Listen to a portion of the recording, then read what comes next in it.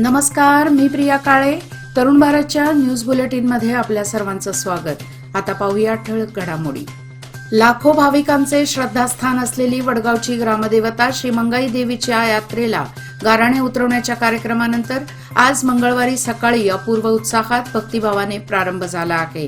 तथापि वडगाव बेळगावसह कर्नाटक, महाराष्ट्र, गोवा तसेच देश विदेशातून लाखो भाविक यात्रेनिमित्त या ठिकाणी येत असतात. आज यात्रेचा मुख्य दिवस असून पावसाने उसंत घेतल्यामुळे भाविकांचा उत्साह वाढला आहे. मंदिराच्या ठिकाणी भाविकांना देवीचे व्यवस्थित दर्शन घेता यावे यासाठी बॅरिकेडची व्यवस्था करण्यात आली आहे. कोणताही अनुचित प्रकार होऊ नये यासाठी कडक पोलीस बंदोबस्तही ठेवण्यात आला आहे. यात्रा कमिटी व महापालिकेकडून श्री मंगाई देवी मंदिर परिसरात मूलभूत सुविधा उपलब्ध करून देण्यात आल्या आहेत. मुंबई उरण तालुक्यातील हत्ये प्रकरणातील आरोपीला गुलबर्ग्यातून आज मंगळवारी अटक करण्यात आली आहे. यशस्वीची हत्या झाल्यापासूनच दाऊद शेख फरार झाला होता. यशस्वीच्या शरीराची विटंबना करून तिची हत्या करणारा नराधम दाऊद शेखला शोधण्यासाठी पोलिसांनी आपली संपूर्ण यंत्रणा कामाला लावली होती. अखेर कर्नाटकातील गुलबर्गा येथे दाऊदला ताब्यात घेण्यात पोलिसांना यश आले आहे. दाऊद शेख व्यतिरिक्त या प्रकरणात आणखी एका व्यक्तीला अटक करण्यात आली आहे. वडगाव श्री मंगाई देवी यात्रेमध्ये मंदिराच्या आवारात पशुबळी देण्यात येऊ नये किंवा कोणत्याही प्रकारचे प्राणी, पक्षी मंदिरावर उडवण्यात येऊ नये असा आदेश जिल्हाधिकारी मोहम्मद रोशन यांनी काढला होता. असा आदेश काढण्यासाठी प्राणी कल्याण मंडळाचे अध्यक्ष दयानंद स्वामी यांनी गेल्या महिनाभरापासून जिल्हा प्रशासनाचा पाठपुरावा केला होता. त्यांच्या प्रयत्नाने बऱ्यापैकी यश येऊन यात्रा परिसरात पक्षी उडवण्याच्या प्रथेवर बऱ्यापैकी नियंत्रण मिळवण्यात पोलीस आणि जिल्हा प्रशासनाला यश मिळाले. यात्रा ठिकाणी पिल्ले उडवणाऱ्यांचे समुपदेशन करून त्यांना रोखले. देवालये ही वधालये नव्हे तर ज्ञानालये व ध्यानालये व्हावीत असेही ते म्हणाले. देशात रेल्वे अपघातांची मालिकाच सुरू आहे. गेल्या 2 वर्षात पूर्वोत्तर भागात मोठे रेल्वे अपघात झाले आहेत. त्यात आता आणखी एका अपघाताची भर पडली आहे. हावडा मुंबई मेल एक्सप्रेस ट्रेनचा भीषण अपघात झाला आहे. हावडा मुंबई मेल एक्सप्रेस 12810 रुळावरून घसरली व या रेल्वेचे सर्व डबे रुळावरून घसरून एका मालगाडीला धडकले. या अपघातात 2 जण ठार व अनेक जण जखमी झाले आहेत. घटनास्थळी बचाव पथक पोहोचले आहे. जखमींना उपचारासाठी जवळच्या रुग्णालयात दाखल करण्यात आले आहे. बेळगाव जिल्ह्यात पावसाने चांगलीच मुसंडी मारली असल्याने सर्वच नदी नाले दुथडी भरून वाहत आहेत.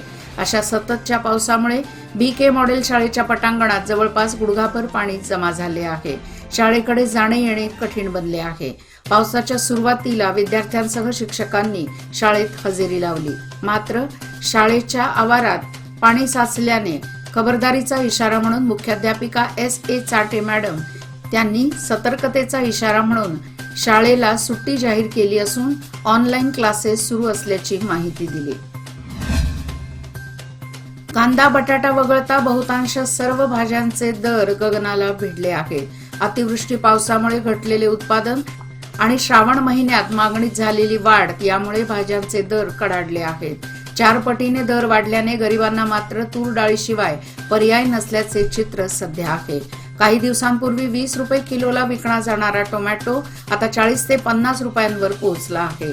वाढलेल्या डिझेलच्या भावाचा आणि अतिवृष्टीमुळे ही परिणाम भाज्यांच्या दरावरही झाला आहे. 40 रुपयांना विकली जाणारी गवार, वांगी, भेंडी 80 रुपये किलो अशी विकली जात आहे.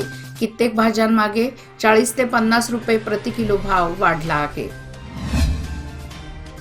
इलकल येथील चित्तरगी श्री विजय महांतेश्वर संस्थान मठाचे म.नि.प्र. डॉ. महांते शिवयोगी यांचा जन्मदिवस दिनांक 1 ऑगस्ट रोजी असून तो व्यसनमुक्ती दिवस म्हणून साजरा करण्याचा निर्णय सरकारने घेतला आहे. यासाठी आवश्यक ती तयारी करावी असे जिल्हाधिकारी मोहम्मद रोशन यांनी सांगितले. जिल्हाधिकारी कार्यालयात सोमवारी झालेल्या बैठकीत ते बोलत होते. व्यसनमुक्ती दिन साजरा करण्यासाठी अधिकाऱ्यांनी तयारी करावी. शाळा महाविद्यालयात जनजागृती करण्यात यावी असेही त्यांनी सांगितले. यावेळी निवासी जिल्हाधिकारी विजयकुमार होनकेरी, महानगरपालिका आयुक्त अशोक दुडगुंटी व अतिरिक्त पोलीस प्रमुख आदी उपस्थित होते. संततधार पावसाचा फटका कर्ले येथील स्मशानभूमीच्या कामाला बसला आहे. रस्ता वाहून गेल्याने अडचण निर्माण झाली असून गावकऱ्यांना अंत्यसंस्काराला स्मशानभूमीत जाताना कसरत करावी लागणार आहे. कर्ले परिसरात काही दिवसांपासून पावसाने झोडपून काढले आहे. पाण्याचा जोर वाढल्याने स्मशानभूमीचा रस्ता वाहून गेला आहे. याचा फटका गावकऱ्यांना बसणार आहे. यामुळे रस्त्याची दुरुस्ती करण्यात यावी अशी मागणी करण्यात येत आहे. महिलांची शक्ती हीच समृद्ध भविष्याची निर्मिती. लोकमान्य घेऊन आले आहेत महिला उन्नती योजना, जी देते तुमच्या गुंतवणुकीवर 10% आकर्षक व्याजदर फक्त 500 दिवसांकरिता. किमान गुंतवणूक 10,000 रुपये. अधिक माहितीसाठी आजच कॉल करा 1800-212-4050. योजना फक्त महिला सभासदांकरिता. नियम व अटी लागू. लोकमान्य, जिथे पैसे वाढतात आणि नातं वृद्धिंगत होतं. बेळगाव तालुक्यातील बेळवट्टी बाकनूर मार्गावर काही भराव पावसामुळे खचला आणि काही भाग वाहून गेला आहे. तर बाजूला असलेला पूल कोसळण्याच्या मार्गावर आहे. त्यामुळे वाहनांना या खड्ड्यांमुळे अपघात होण्याची शक्यता आहे. अनेक ठिकाणी हा रस्ता अरुंद आहे. बहुतेक ठिकाणी सिमेंटचे कठडे बांधण्यात आले. मात्र पावसात या मार्गावर मोठे भगदाड पडले आहे. या ठिकाणी मोठ्या प्रमाणात अपघात होण्याची शक्यता आहे. वाहन अगदी रस्त्याच्या कडेला नेल्यास त्यांचे वाहन थेट नाल्यात जाण्याची शक्यता निर्माण झाली आहे. या संदर्भात सार्वजनिक बांधकाम विभागाला सूचना केली होती. मात्र कोणतीच कारवाई केली गेली नसल्याने चंद्रकांत नाकाडी यांनी संताप व्यक्त केला आहे. कडोली येथील पेठ गल्ली बाजारपेठेतील राजाई यांच्या घरासमोर लावण्यात आलेली दुचाकी अज्ञाताने जाळली. यामध्ये दुचाकीसह 2 वीज मीटर जळाली. यामुळे लाखो रुपयांची हानी झाली आहे. राजाई यांच्या घरात बसवराज पाटील, मूळ गाव सुरढाळ हे भाड्याने राहतात. रात्री आपली दुचाकी घरासमोर त्यांनी उभी केली होती. त्याला साखळी व लॉकही लावला होता. रात्री 12:30 वाजण्याच्या सुमारास गाडीला आग लावण्यात आली. गाडीला आग लागल्याची माहिती समजताच त्यांनी पाण्याचा मारा करून आग विझवण्याचा प्रयत्न केला. मात्र या गाडीचे मोठ्या प्रमाणात नुकसान झाले आहे. काकती पोलीस ठाण्यात याची तक्रार दाखल करण्यात आली आहे. पॅरिसमध्ये सुरू असलेल्या ऑलिम्पिकमध्ये भारतीय खेळाडूंनी पुन्हा एकदा मेडलची कमाई केली आहे. भारताची लाडकी लेक मनू भाकर हिने ऑलिम्पिकमध्ये पुन्हा एकदा इतिहास रचला आहे. 10 मीटर मिक्स्ड टीम इव्हेंटमध्ये सरबत सिंग यांच्याबरोबर ब्रॉन्झ मेडल तिने जिंकले आहे. मनू भाकरचं पॅरिस ऑलिम्पिकमध्ये हे दुसरं मेडल आहे. 22 वर्षीय मनूने ऑलिम्पिकच्या इतिहासामध्ये एकाच वेळी 2 मेडल जिंकले आहेत. मनूने रविवारी 10 मीटर एअर पिस्टल इव्हेंटमध्ये ब्रॉन्झ मेडल जिंकले होते. हे पॅरिस ऑलिम्पिक स्पर्धेमधील भारताचं दुसरं मेडल आहे. खानापूर तालुक्यात मंगळवारी पावसाचा जोर कायम असताना दुपारी हेमडगा येथील खालातरी पुलावरून पाण्याचा प्रवाहासह वाहून जाणाऱ्या युवकाला काँग्रेसचे कार्यकर्ते सुरेश जाधव यांच्या सतर्कतेमुळे पोलीस व अग्निशमन दलाच्या सहकार्याने वाचवले गेले.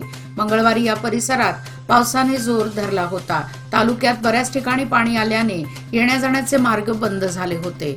गोवा बेळगाव मार्गावर पाणी आले होते. यावेळी बेळगाव भारतनगर येथील विनायक जाधव हा युवक गोव्यावरून बेळगावला येताना पुलावरील पाण्याचा अंदाज त्याला आला नाही.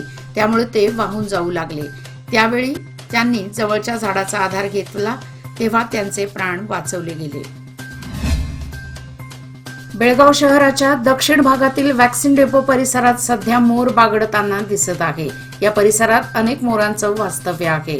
मोरांचा केकरव येथील नागरिकांना नेहमी ऐकायला मिळतो. निसर्गरम्य वातावरणात वसलेल्या वॅक्सिन डेपो परिसर आहे. या ठिकाणी मोर नेहमी नागरिकांना पाहावयास मिळतात. आपण जी पाहत आहात ती दृश्य टिळकवाडी वॅक्सिन डेपो परिसरातील आहेत. निपाणी शहर व परिसरातील ग्रामीण भागात गेल्या 8 दिवसात संततधार पाऊस झाला. काही ठिकाणी महापुराचे संकट निर्माण झाले. पण गेल्या 2 दिवसापासून पावसाने उसंत घेतल्याने महापुराचे संकट टळले आहे. असे असले तरी शेत शिवारात पाणी शिरल्याने शेकडो एकर शेत शिवारातील पिके धोक्यात आली आहेत. खरीप पिके पूर्णपणे नुकसानीत आली असून ऊस पिकाला देखील धोका निर्माण झाला आहे. गेल्या 15 दिवसापासून सर्वत्र पावसाने धुवाधार हजेरी लावली होती. त्यामुळे सर्वच नद्यांना महापूर येऊन नदी भागातील गावांना महापुराचे पाणी लागले होते. सततचा पाऊस आणि महापुराचे पाणी यामुळे जनजीवन विस्कळीत झाले होते. आणखीन 2 दिवस पाऊस असाच कोसळत राहिला असता तर जगणेच मुश्किल झाले असते. पण गेल्या 2 दिवसापासून पावसाने उसंत दिली असल्याने नद्यांचे पाणी संथ गतीने का असेना पण ओसरू लागल्याने नदीकाठच्या लोकांना दिलासा मिळाला आहे. याचबरोबर आजचे बातमीपत्र इथे संपले. अधिक माहिती आणि ताज्या घडामोडी करता पाहत रहा तरुण भारत न्यूज चॅनल. तसेच आमच्या चॅनलला लाईक, शेअर आणि सबस्क्राईब करायला विसरू नका आणि विश्वासार्ह बातम्यासाठी दररोज वाचा दैनिक तरुण भारत. धन्यवाद.